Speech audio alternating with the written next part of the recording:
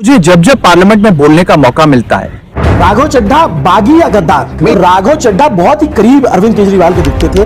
राघव चड्ढा इतनी बड़ी हैसियत आम आदमी पार्टी में रख रहे थे, कहीं तो मनमुटाव हुआ है, कुछ तो है।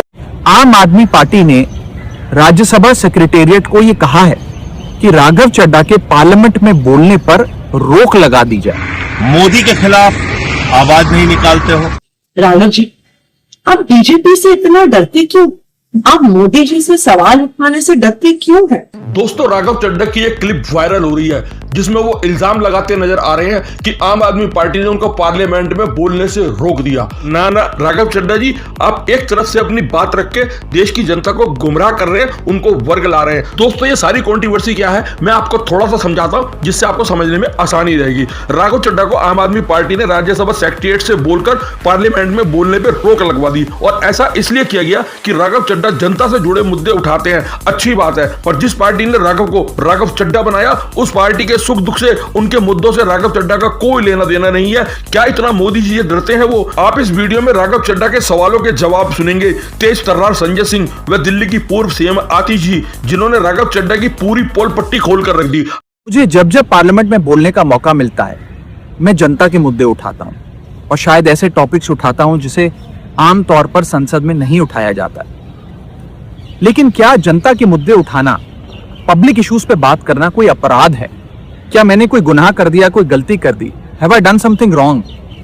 ये सवाल आज मैं इसलिए पूछ रहा हूं क्योंकि आम आदमी पार्टी ने राज्यसभा सेक्रेटेरिएट को यह कहा है कि राघव चड्ढा के पार्लियामेंट में बोलने पर रोक लगा दी जाए। बड़े अफसोस के साथ ये कहना पड़ रहा है कि देश के तमाम मुद्दों पर, पंजाब का मुद्दा होता है उस वक्त आप खामोश रहते हो, नहीं बोलते हो। मोदी के खिलाफ आवाज नहीं निकालते हो। मैं तो जब बात करता हूं देश के आम आदमी की बात करता हूं। एयरपोर्ट पर मिल रहे महंगे खाने की बात रखी, जोमैटो ब्लिंकिट के डिलीवरी राइडर्स की प्रॉब्लम रखी, खाने में मिलावट का मुद्दा उठाया, टोल प्लाजा लूट से लेकर बैंक चार्जेस लूट की बात करी, यहां तक कि मिडिल क्लास पे टैक्स के बोझ से लेकर कंटेंट क्रिएटर्स पर स्ट्राइक क्यों करी जाती है, टेलीकॉम कंपनियां कैसे 12 महीने में 13 बार हमसे रिचार्ज कराती हैं, डेटा रोल ओवर नहीं देती हैं, रिचार्ज खत्म होने के बाद इनकमिंग रोक देती है। तमाम इश्यूज मैंने सदन में उठाए, और ये मुद्दे उठाने के बाद देश के आम आदमी का तो फायदा हुआ, लेकिन इससे आम आदमी पार्टी का क्या नुकसान हुआ? मैं राज्यसभा सांसद राघव चड्ढा जी से कुछ सवाल पूछना चाहती हूँ। राघव जी, आप बीजेपी से इतना डरते क्यों? आप बीजेपी से सवाल उठाने से डरते क्यों हैं? आप मोदी जी से सवाल उठाने से डरते क्यों हैं? आज हमारा देश एक बहुत बड़े संकट से गुजर रहा है।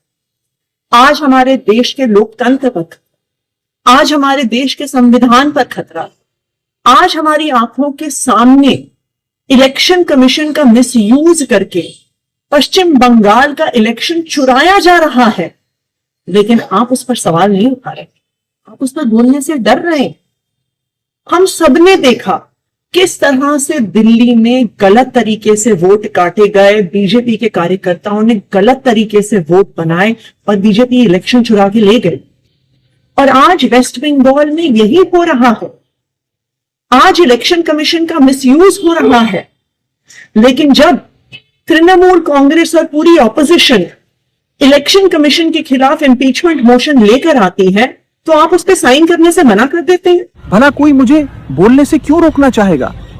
कोई मेरी आवाज को क्यों बंद करना चाहेगा? बड़े अफसोस के साथ ये कहना पड़ रहा है कि देश के तमाम मुद्दों पर जब सीईसी के खिलाफ प्रस्ताव आता है, आप साइन नहीं करते।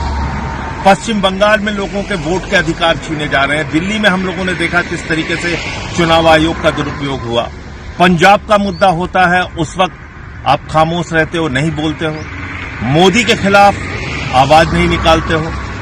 तमाम वो मुद्दे जो जनहित के हैं, देश से जुड़े हुए हैं, पार्टी से जुड़े हुए हैं, पार्टी के कार्यकर्ताओं से जुड़े हुए हैं। गुजरात में पार्टी के कार्यकर्ताओं को पीटा जाता है, मारा जाता है, उस पर नहीं बोलते।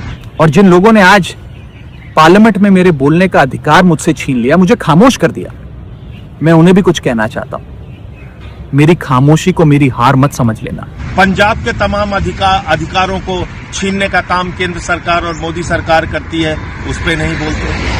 तो ये बहुत सारे मुद्दों पर वॉकआउट करने का मामला आता है, उस समय वॉकआउट नहीं करते। तो ये तमाम चीजें हैं जिसका जवाब देश आपसे चाहता है, लोग आपसे चाहते हैं। जी हां, आम आदमी पार्टी ने पार्लियामेंट को यह सूचित किया है कि राघव चड्ढा को पार्लियामेंट में बोलने का मौका ना दिया जाए।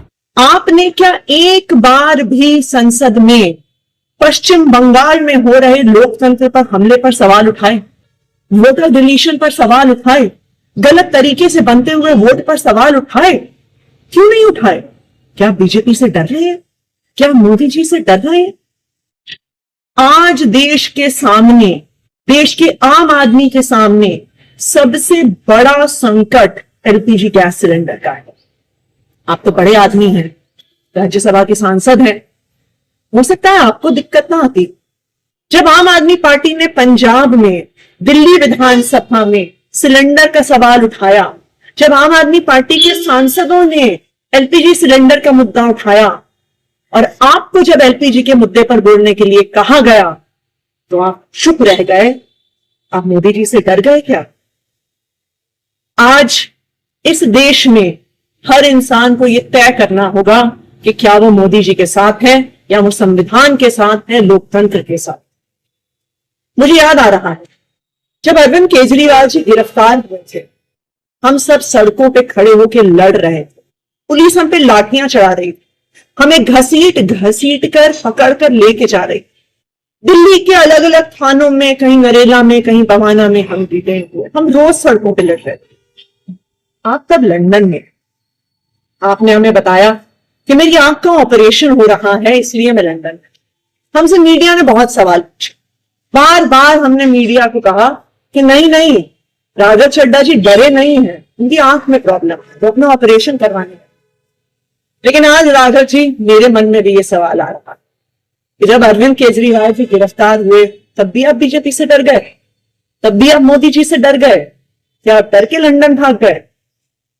देखिए, हो सकता है कि आप मोदी जी से डरते, हो सकता है आप जेल जाने से डरते, लेकिन हम अरविंद केजरीवाल के सिपाही हैं। हम ना बीजेपी से डरते हैं, ना मोदी जी से डरते हैं, ना उनकी एजेंसी से डरते हैं, ना जेल जाने से डरते हैं। इसलिए हम इस देश के आम आदमी की आवाज उठाते आए हैं, इस देश के आम आदमी की आवाज उठाते रहेंगे, इस लोकतंत्र के लिए आवाज उठाते आए हैं, लोकतंत्र के लिए आवाज उठाते रहेंगे। राघव जी, मोदी जी से डरने से, बीजेपी से डरने से संविधान नहीं बचेगा, लोकतंत्र नहीं बचेगा। आज आपको यह तय करना है कि क्या आप संविधान के साथ हैं या मोदी जी के साथ। भला कोई मेरे बोलने पर रोक क्यों लगाना चाहेगा? दोस्तों, ये पूरी वीडियो देखने के बाद मैं इस नतीजे पर पहुंचा कि राघव चड्ढा के ऊपर जो रोक लगाई गई है वो बिल्कुल सही लगाई गई है। अरे, आप जो जनता के लिए हितकारी काम कर रहे हैं वो तो आपको करने ही चाहिए, मगर जो पार्टी जिसने राघव को राघव चड्ढा बनाया, मगर उसके लिए आप कुछ नहीं कर रहे, तो इतना मोदी से डर के आप देश की सेवा नहीं कर सकते। आपको या तो माफी मांगनी होगी और केजरीवाल के साथ मिलकर मोदी सरकार के खिलाफ जो भी उचित कदम है वो आप लोगों को उठाने चाहिए। डंके की चोट पर जवाब देना चाहिए बीजेपी को।